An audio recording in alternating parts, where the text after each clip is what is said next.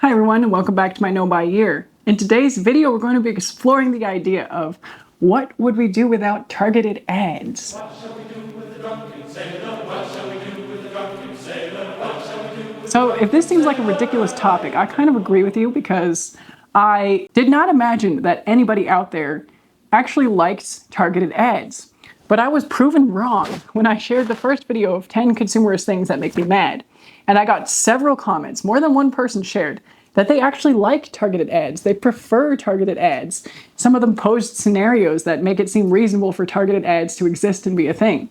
And I wanted to kind of share these scenarios and maybe alternatives and just go through why I still don't like targeted ads. I'm not trying to change your opinion per se, but I felt moved by reading some of those comments that I didn't expect, to be honest, and have a little bit more of a chat about this. So I think the general premise of liking targeted ads is that you get shown things, or you would only get shown things, or more of the things you get shown are things related to you and your life, things that you've maybe talked about wanting or searched for on the internet before, and that this is a good use of our data mining, right? Data harvesting, people following us online, and algorithms, not people in real life, but like algorithmic data tracking, I guess you could say.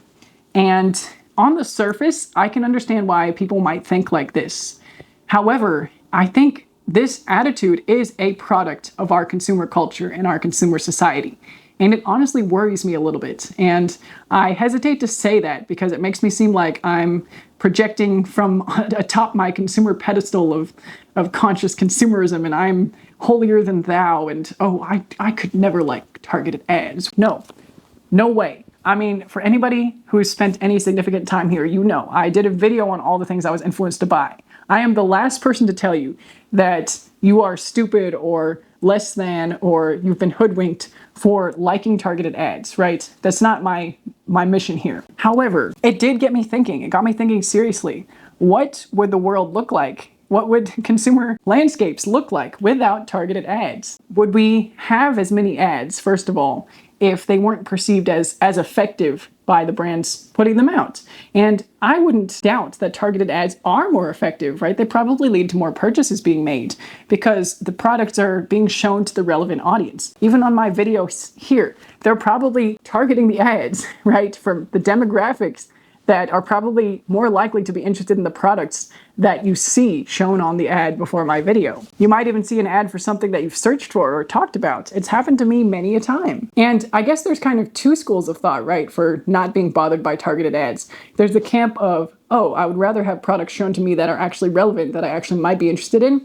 And then there's the camp of, they don't work on me anyway, so it doesn't really matter if they're targeting or not. First of all, I just don't like the idea of my information being a trade for using the services of social media. And yes, sure, it's a reality. It's what we sign up for. We all know about it, and everybody does it. And that's the payment for using these platforms. And I'm participating in it by agreeing to be here even in posting. So, okay, we got all that out of the way. I also think it could look different if that was not the motivation for posting online as well, for the record. Like, I don't think it has to be like this, even as a penance for using the services of social media. So we get exposed to ads, we get our information used for targeting as kind of the price we pay for using these services for free. So this is not really a conversation about how that could look different. This is mainly focusing on the targeting of the ads. Firstly, I am not totally comfortable with the idea of ads using information about me and collecting this information to pitch products. I do feel like that's predatory, in my opinion. If I am looking to buy a new frying pan, for example, which we currently are, because the caraway ones I was influenced to buy do not last, don't buy them. If I start seeing ads for multiple companies of frying pans in front of my news feed or on my YouTube videos, and now that I'm talking about it, it's probably gonna happen, right? I might be getting more information that I don't need.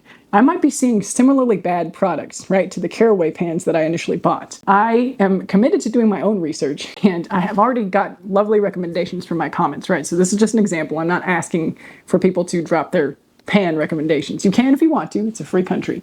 And I will read and respond to every comment, more or less. So there you go. Do with that what you will. But in this example, I already have this thing on my list of things that I legitimately need. I, as a capable human with some level of ingenuity, can go look up all the attributes I want in a frying pan.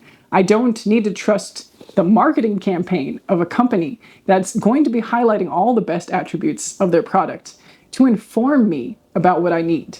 I need to do my independent research, especially since I'm interested in buying for life. I don't want to be hoodwinked into buying something that I've seen that doesn't fulfill all my needs, but might present me with an onslaught of marketing and FOMO tactics and sales and celebrity endorsements and whatever else that is not going to work on me now. But it might have worked on me once upon a time. So in my formerly more vulnerable state, seeing all those ads, I would not have classified as a good thing. And thinking of somebody else who might be influenceable in this way, being influenced by this kind of targeted marketing, just gives me an icky feeling inside. That's my first argument, I guess. If you already kind of think you need something, if the need has come organically in your life, and you've already kind of done some searching for things, you are capable. I believe in you. You can go look for all the different brands on the markets that are relevant, that have the attributes you're looking for. You can talk to your community. You can ask your social media friends. You can ask people in real life. You can go into the field of, I could go ask some chefs about which pans are the best. I could go to some restaurants, People might look at me a little bit funny for that, but I think it would actually be a beautiful demonstration of community and something that maybe we should be more focused on in modern society than just turning to the internet for every women fancy, turning to marketing nonetheless, in some cases when we profess to like targeted ads for information gathering, right? Like, this is not a reliable source of information. Marketing is never going to be a reliable source of information. So we always should take it upon ourselves, even if we've seen some ads that we are interested in, to do the comparison research before just shopping based on what the marketing has presented, even in a targeted way.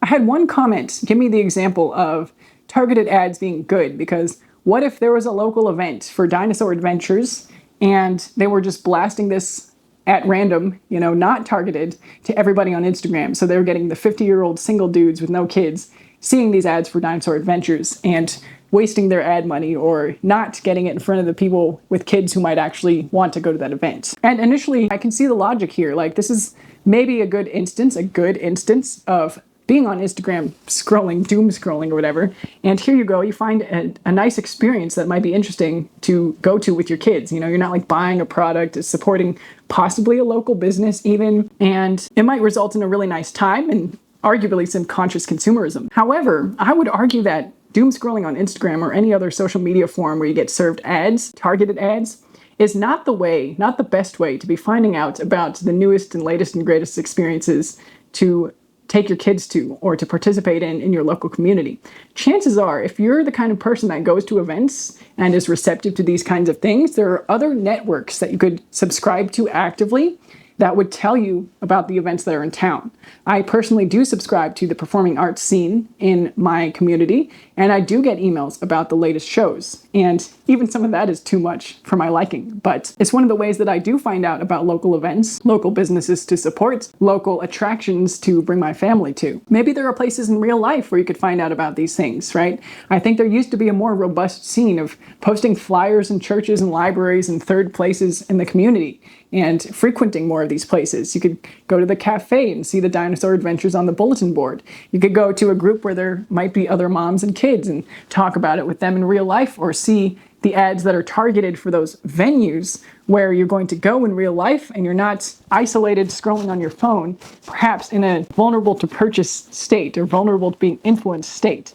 When you're out about in the world, it's not the same kind of vibe. You're connecting with people in real life versus being kind of locked in the doom scroll on your phone, subject to the marketing. And again, some of the sources you can prescribe to that are about local events might be online. There might be blogs about activities to do with your kids. You can kind of target your own exposure in these ways, rather than the brands targeting you. And I am much more comfortable with this kind of approach. I'm also much less likely to be influenced if I approach it this way. And I have done a lot of work to be less influenceable as a person in general. So I may or may not be influenceable with targeted ads on Instagram or other medias these days as a blanket statement, right?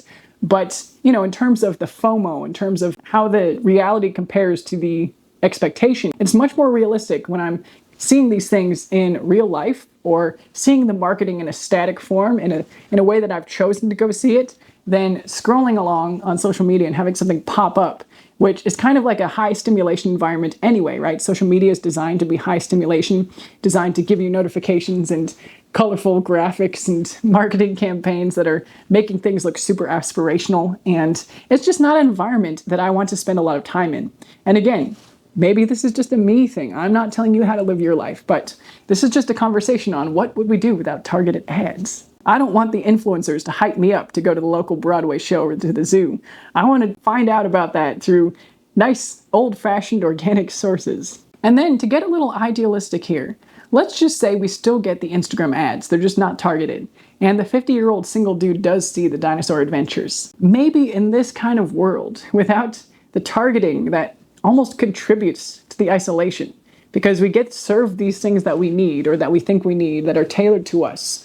Maybe in the world where we don't have that targeting, the 50-year-old dude will see that ad and maybe he'll think, I know my friend Sally at work has kids. Maybe I should tell her about these dinosaur adventures because I can't count on this ad to target her in her social media.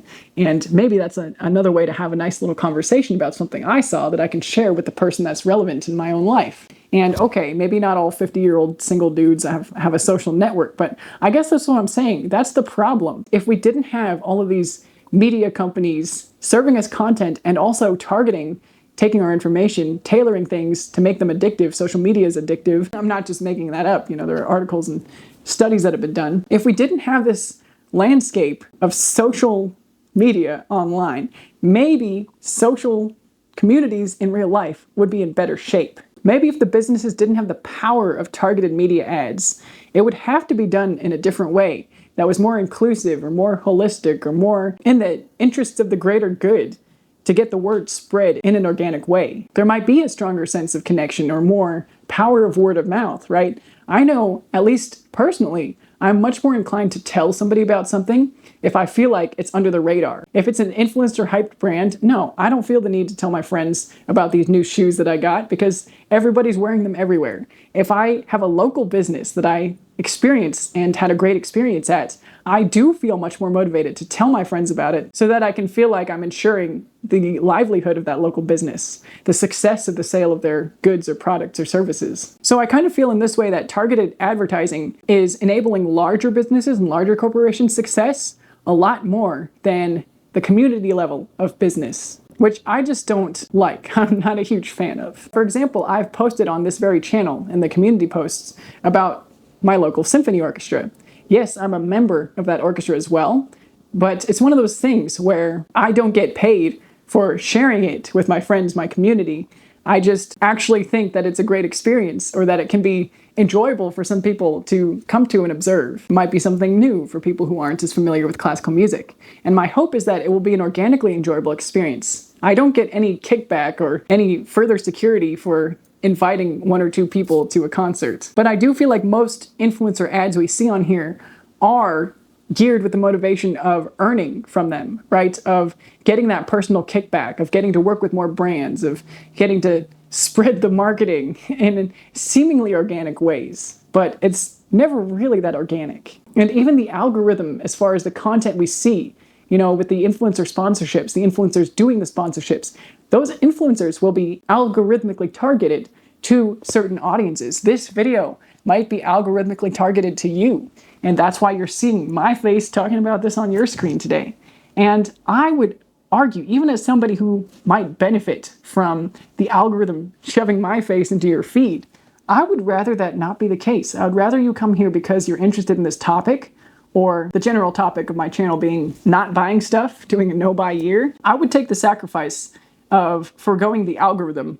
That being said, I'm also not an influencer. I'm not trying to make my living creating content online. So bear that in mind as well, I suppose. But I guess even on that note, what would the influencer landscape look like? What would the content creation field look like if people didn't get so much of their income from sponsorships and doing ads and receiving PR? How would the landscape change? Would there be more people talking about things that they were inherently passionate about? If people were not trying to target the algorithms, trying to do the content that does the best, performs the best, reaches the most people, would it look different? Would we have more true passions and more truly honest and authentic expression on these platforms. At the end of the day, I'm not necessarily equipped with the knowledge or power or wisdom or whatever to advocate for a real change or a real alternative. But it is something that I've continued to think about as I've stepped away from my own consumer tendencies, put those on pause by doing a no-buy year, and examined some of the narratives that society has around consumerism